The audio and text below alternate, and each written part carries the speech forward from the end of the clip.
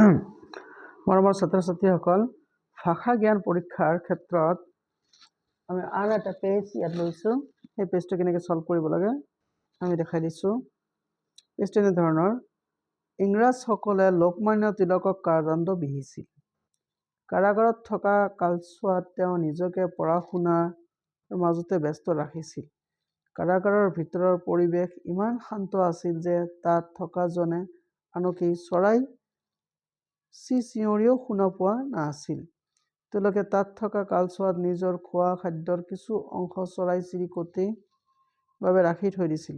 প্ৰথম অৱস্থাত সেই খাদ্য চৰাইবোৰে স্পৰ্শই কৰা নাছিল, কিন্তু কিছুদিনৰ পিছত তালৈ সেই খাদ্য খাবলৈ কিছু সংখ্যক চৰাইৰ আগমন ঘটিল।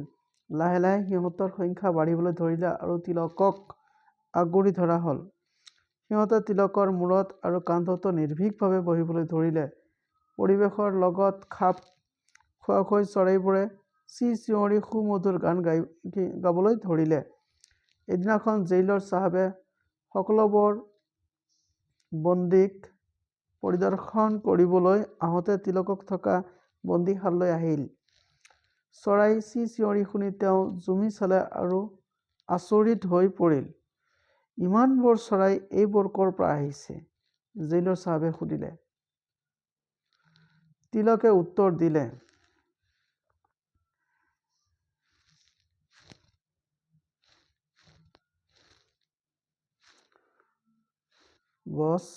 বছ না কিবা আছিলে,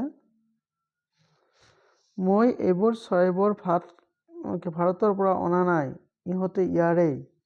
জেইলৰ হতভম্ব হৈ পৰিল। তেওঁ ক'লে, ইয়াত সকলোৱে চৰাইবোৰ ধৰি খায়, সেই গতিকে ইয়ালৈ এটাও চৰাই নাহে। এইবাৰ তিলকে হাঁহি মাৰি ক'লে, চৰাইবোৰে বন্ধু আৰু শত্ৰুবোৰৰ মাজত থকা পাৰ্থক্য বুজিব পাৰে। বাহ, ধুনীয়া এটা টপিক্স দিছে তোমালোকক। এতিয়া কুৱেশ্যনবিলাক কেনেকৈ আছে, এয়া আছিল আমাৰ টপিক্স। এই কুৱেশ্যনবিলাক কেনেকৈ সলভ কৰিব লাগে মই দেখাই দিছোঁ। কাৰাগাৰত থকা দিনবোৰ তিলকে কেনেদৰে পাৰ কৰিছিল?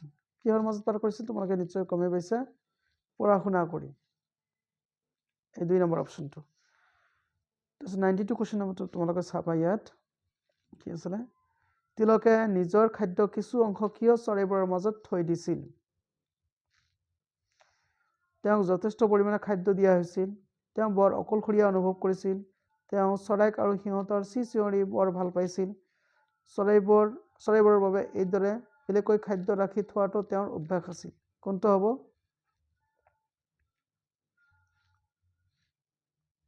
তেওঁ বৰ অকলশৰীয়া অনুভৱ কৰিছিল, এইটো হ'বনে? নহ'ব। এইটো হ'ব তোমালোকৰ, তেওঁ চৰাইক আৰু সিহঁতৰ চিঞনি বৰ ভাল পাইছিল। নেক্সট কুৱেশ্যনটোলৈ আমি যাওঁ। 93। এইবিলাক যদিও দেখাত সহজ, কিন্তু তোমালোকে খুব সাৱধানে এইবিলাক কৰিবা, নহ'লে কিন্তু অলপতে ভুল হৈ যায়। লাহে লাহে সিহঁতৰ সংখ্যা বাঢ়িবলৈ ধৰিলে। ইয়াত সিহঁত বুলি কাক কোৱা হৈছে? সিহঁত বুলি তোমালোকে গম পাইছা কাৰ কথা কৈছে? চৰাইবিলাকৰ কথা কোৱা হৈছে। তাৰপিছত লাষ্ট কুৱেশ্যনটো 94টো কি আছিলে? চৰাইবোৰে তিলকৰ কান্ধত আৰু মূৰত উঠিছিল। কাৰণটো কি আছিল? তেওঁ পঢ়া-শুনাত ব্যস্ত হৈ আছিল।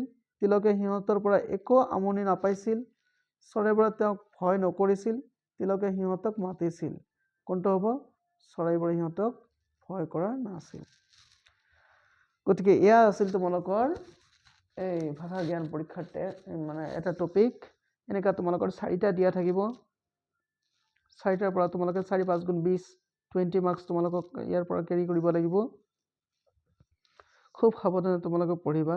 তোমালোকে এইবিলাক চাই যদি প্ৰেক্টিছ কৰি থাকা, তোমালোকৰ বুদ্ধি জ্ঞানটো বাঢ়িব আৰু অনায়াসে তোমালোকক যি টপিক্স দিয়া হয়, টপিক্সৰ ওপৰত তোমালোকে আৰামছে আনচাৰবিলাক কৰিব পাৰিবা। এনিৱে চোৱাৰ কাৰণে ধন্যবাদ।